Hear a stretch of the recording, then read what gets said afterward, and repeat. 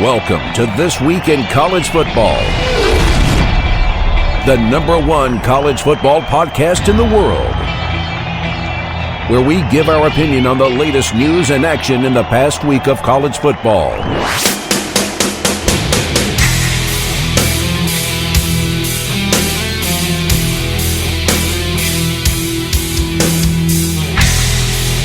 Now, here is your host, Rob Mchugh.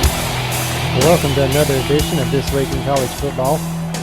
As we said last week, we're going to start with our conference breakdowns, and we're going to start with the Big Ten this week.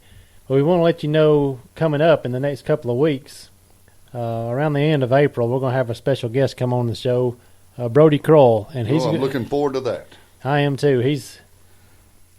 We kind of know what Brody's doing now, but the rest of the country doesn't know, and we're going to let him come on here and talk a little bit about football and how rewarding that's been in his life. But what he's doing now, I think, will be well more rewarding to him in the long run. And I believe so, too. We're going to give him a chance to come on here and let everybody know what he's doing. So in the next couple of weeks, around the end of April, be sure to tune in and catch Brody Kroll. And we'll be talking about it leading up to that week when he's coming on, and really looking forward to it. Well, I'm looking forward to meeting him, and I do want to have a word with him about that Texas Tech game. 10-7. I love that. I just want to tell him how proud I am. I was tickled pink at that game.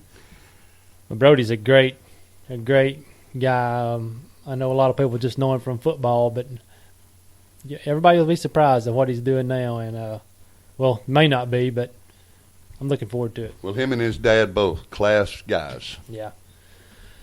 Well, let's get in with the Big Ten, give our little conference breakdown of them, and see how we think teams are going to finish this year and who's going to win the Big Ten, who's going to finish in the bottom of the Big Ten, and see what happens. I think it's going to be a battle of pretty much the same teams that play for it every year. Yeah. And the same teams that don't will be looking at the next year. Well, you've got we can start with Indiana. I mean, Indiana was at the bottom of the barrel last year in the Big Ten. I don't think they were as bad as Purdue, but they finished with a 5-7 record last year, 3-5 in the Big Ten, and really weren't in that many games that they lost. So I've got them going 5-7 again. And it's possible. Yes. I know they've got some big recruits that they're looking at right now, trying to get them to come to Indiana and play ball. One quarterback they're looking at is a 4-star prospect, but I don't know. They've got more problems than just quarterback in Indiana. They sure do. They couldn't stop anybody last year. They got to work on their defense. They got the ugliest helmets in football, besides Maryland, I guess. Well, and I can't have too much faith in a team that had Lee Corso with them. I'm sorry, Lee, but there's not really a lot to report on Indiana because they were so bad last year. Doing our research this week, really there's nothing to talk about with Indiana. And another team we'll mention is Purdue. But Indiana does play Missouri. Indiana does play Missouri. They've stepped out of the conference. They're going to play an SEC team. Their biggest games, I guess, the Missouri game is their biggest non-conference game. Their non-conference games are Indiana State, Bowling Green, and North Texas. They might win 2 of the 4. I'm not sure. Well, I've got Missouri beating them. Okay, I think Missouri will beat them. North Texas is kind of iffy. They'll probably beat North Texas. Bowling Green was a really good team last year. Uh-huh. That may give them a little bit of problems. But as far as their Big Ten schedule, not much hope. Not much hope. Maryland, Iowa, Michigan State, Michigan, Penn State, Rutgers. That'll be a game between Rutgers and Indiana. Ohio State and Purdue. They may win the Purdue game. So yeah, I think you're right. 5-7. That's a good number for them. And we're talking about the East Division right now. We'll go down to Maryland. They're new to the Big Ten this year. They may have the ugliest uniforms in college football. Oh Lord. Their non-conference games are James Madison, South Florida, West Virginia, and Syracuse. I've got them winning James Madison. And I've got them going 4-8 this year. Randy Edsall left Connecticut after the beatdown Connecticut got in the Fiesta Bowl when they won the Big Ten or Big East. Yes. And went to play Oklahoma in the Fiesta Bowl and in the Oklahoma BCS wore them game, out. and Oklahoma wore them out. he got a job promotion, I guess, to Maryland. And it's a different story at Maryland than it was. And they got out of the ACC, so, I mean, hey, I think the ACC is better than the Big Ten. I do too. But still, 4-8, that's a possibility there. Their in-conference schedule: Indiana, Ohio State, Iowa, Wisconsin, Penn State, Michigan, and Rutgers. Rutgers, James Madison, South Florida, and Indiana. They're 4 wins. Yep, that's what I got. Yeah. Mm-hmm. And this, when we come down to Michigan, this is going to be a make or break season. Well, and I tell Brady you, Hoke. Brady Hoke's on the hot seat. He's got Doug Nussmeier now. This will be the first year for him. Mm-hmm. And I don't give Michigan much hope this year. I'm giving them a 6-6. I mean, they haven't shown me anything. They went and played Alabama a few years ago in that first game of the season when they were all hyped up about the Heisman Trophy quarterback, and it was a beatdown. It was. And Michigan wasn't a team much after that. I think that broke them that year. And, they were lucky to go to a bowl game, and they'll be lucky this year, I believe. You know, I got them at 6-6, and I know that's going to make some of you people up there mad. I'm sorry, but I just don't have much faith in them this year. And Brady Hoke needs to do something. I think if he doesn't win some of these first games of the season, he's going to be gone before the season's over. You know, they got Appalachian State, who beat them in the Big House a couple of years ago. Exactly. And I've got a question mark by that game. And then they're at Notre Dame. Then they have Miami of Ohio, and then they have Utah at home. And Utah is going to come to Michigan and beat them, I believe. Utah is a good football. They could be 2-2 to start in their first 4 games. Mm-hmm. And then play Minnesota. And Jerry Kill just got it. We'll talk about that later. He just got a raise, too. He sure did. Yeah, I'm thinking maybe their wins, Appalachian State, Miami of Ohio, Rutgers, Indiana, Maryland. That's what I've got. Maybe Northwestern, but I don't know. We're going to talk about that. Northwestern's on the rise. They were just a few points away from having a great season last year. Mm-hmm. And they lost 4 games, one in a triple overtime. Nebraska, that was a close ball game. Ohio State was a close ball game. Yes. Uh-huh. You know, one thing you mentioned earlier, Doug Nussmeier coming from Alabama as the offensive coordinator to be the offensive coordinator at Michigan. In his contract, if Hoke's gone, there's no guarantee he's staying in Michigan. No. I so think this may be a one-year deal. One-year deal for Nussmeier. And, you know, they're talking about his that the players say that it seems a lot more easier than last year's offense, and they're getting used to it. The running schemes are a little bit more simple. And well, didn't they have Al Borges? They had Al Borges, yes. And they said to him, you know, the player said that he was more of a pass first, run second kind of coach, and Nussmeier's just the opposite. He's going to run first, then pass. Yeah, they said the Borges offense was too complex, and said he was knew a lot about offenses. Borges did, but he was a master at nothing. Yeah. He could run any offense, but he couldn't master any of them. But, you know, you hate that, you know, these guys, and we'll talk about it all through the year. I'm sure you know that all these coaches have families, and I guess it was, I don't know if he got ran out of, Nussmeier got ran out of Alabama or what, but I don't know if that was, if he went on his own, I don't think it was a good move. No, it wasn't.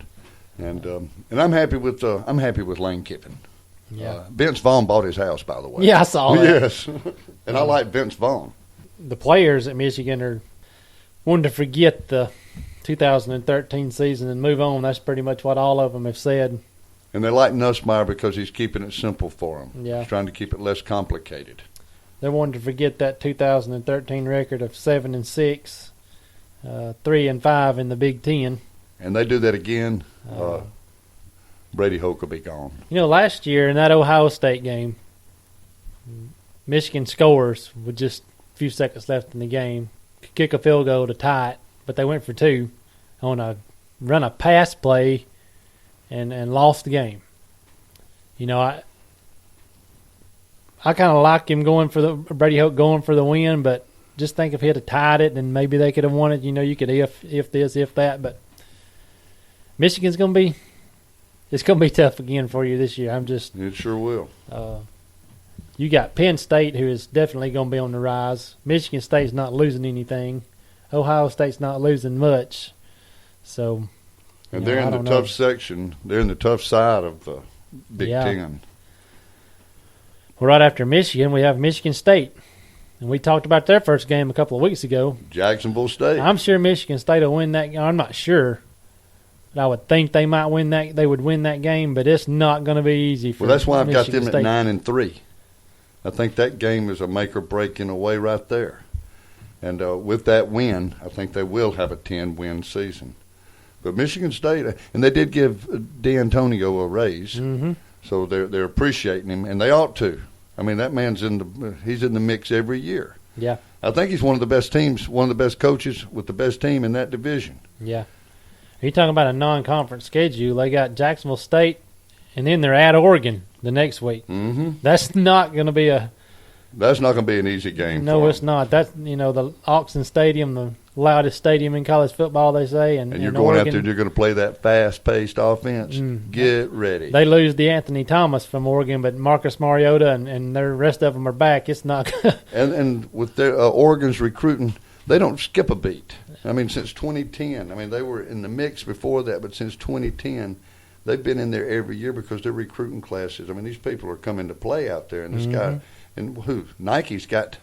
Yeah. He sponsors them. I mean. Yeah, he's a Oregon alum, the guy that has Nike. So they're not short of any funds out there. They got great facilities, and they managed to get some of the best players out on the West Coast. Yeah, they're Michigan State's non-conference. Jacksonville State at Oregon, Eastern Michigan, and Wyoming. They could win 2 out of those easily, and maybe 3. But Jacksonville State, I'm looking forward to that. I am too. I know people may think we're crazy saying that, but Jacksonville State is a FCS school with Division I talent. Exactly. They have a lot of Division I players on that team. And they have nothing to lose. No. And Michigan State's got everything to lose. Yeah. Michigan State, if that could be one of those games that sneaks up on you because they're looking forward to next week playing Oregon. Playing Oregon, exactly. So that's not going to be easy for Michigan State. And they do go across they play a team they play Nebraska from the West Division of the Big Ten. And Pelini just got a raise. Pelini got a raise for some reason. I'm not sure why either, but but he's keeping Nebraska in the mix.